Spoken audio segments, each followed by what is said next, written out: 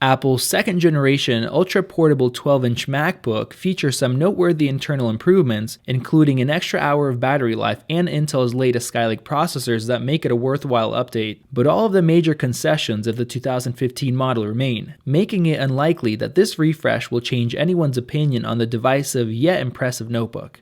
For this review, we tested Apple's entry-level model with 256GB of storage and a 1.1 GHz Intel Core M3 processor. It also includes 8GB of RAM and is priced at $1299. All models are now available in 4 colors, including a new rose gold option, as well as silver, gold, and space gray.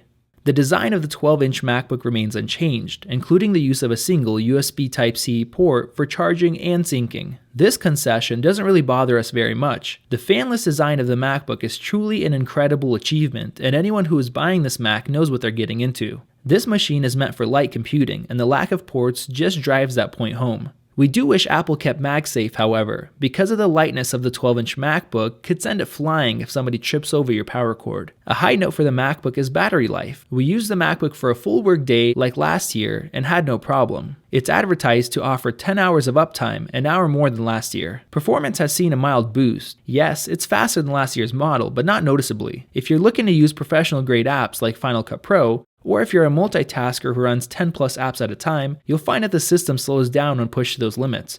Power users should stick to Apple's MacBook Pro. The area we wish Apple has made the most progress in with this year's model is price. Starting at $1299, it costs just as much as the more powerful and capable, but also slightly larger MacBook Pro.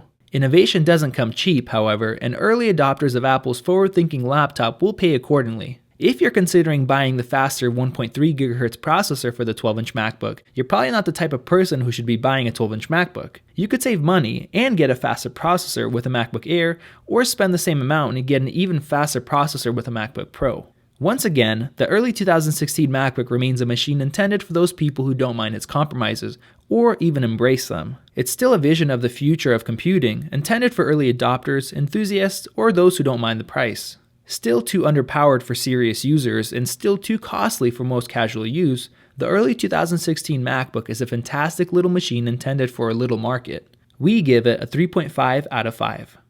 Visit AppleInsider.com to read our full review or click the link in the description below. For more reviews, news, and analysis, subscribe to Apple Insider on YouTube.